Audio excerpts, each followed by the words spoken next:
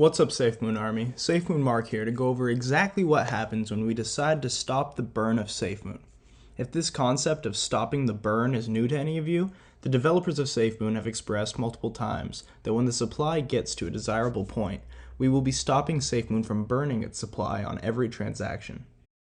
What governs the burn of Safemoon is the burn wallet, which is treated as a holder. And like all holders, the burn wallet gains reflections, passive income, based on the number of Safemoon it owns.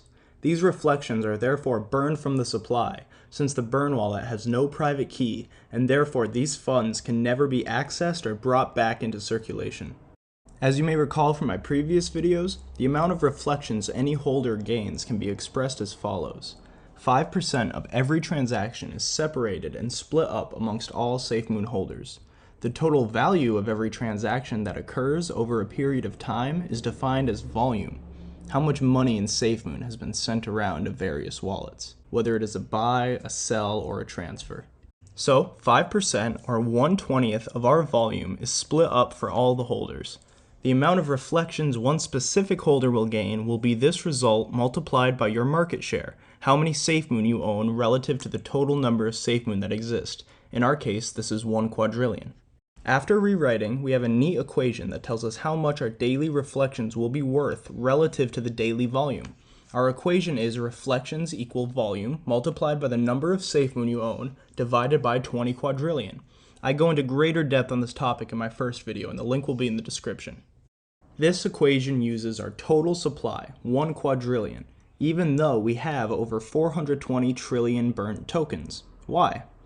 Because the burn wallet is also gaining reflections, so its holdings count toward this calculation and this distribution.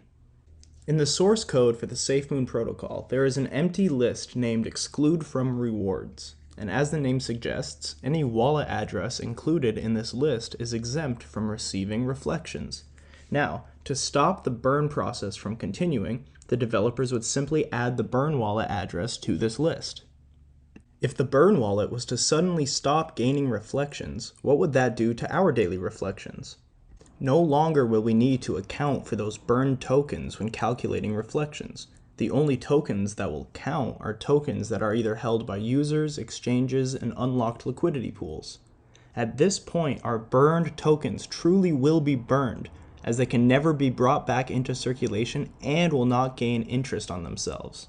This is a simple update to our equation, because instead of focusing on the total supply of tokens, 1 quadrillion, we use our circulating supply, which at the time of writing is near 580 trillion tokens.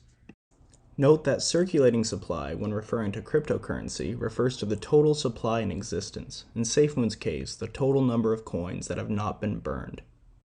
So our new equation becomes reflections in USD is equal to the volume times the number of Safemoon you own divided by 20 times the circulating supply. At this point, I hope you guys can see the inverse relationship between reflections and circulating supply. The lower the circulating supply is capped, the larger your reflections will be if you do not sell your tokens.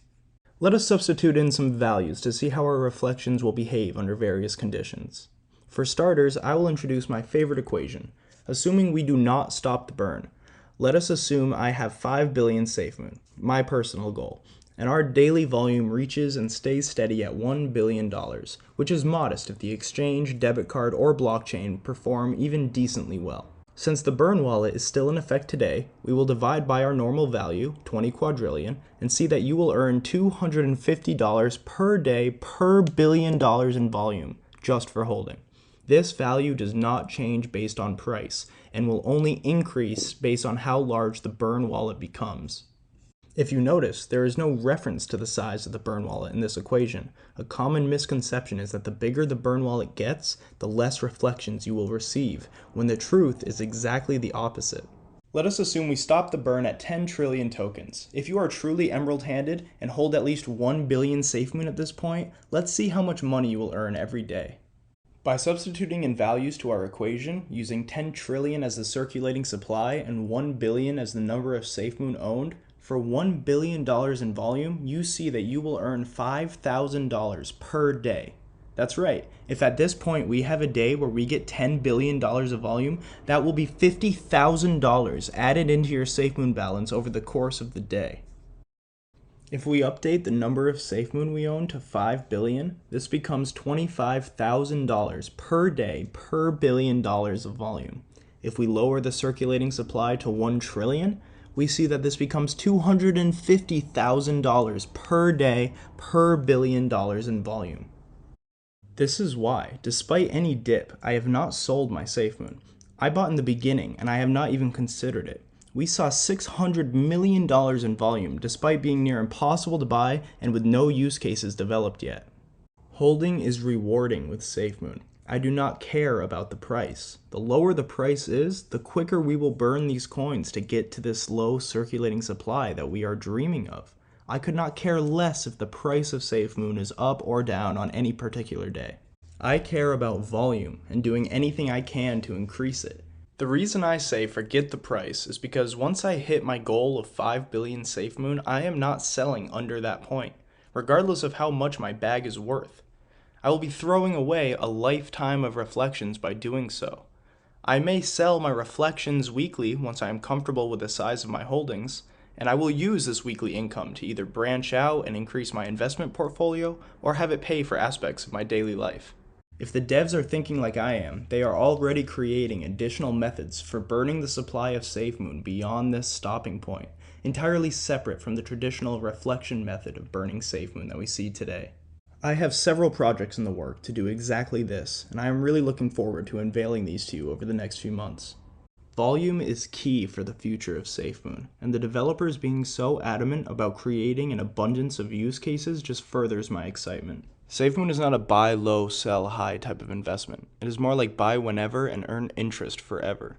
There are just so many aspects of Safemoon that appeal to me, and I have so much more content to deliver to all of you, so hopefully you can feel as passionate about the project as I do. Thank you all for watching. Follow my Twitter at SafemoonMark for news, updates, and a chance to win Safemoon weekly. SafemoonMark out.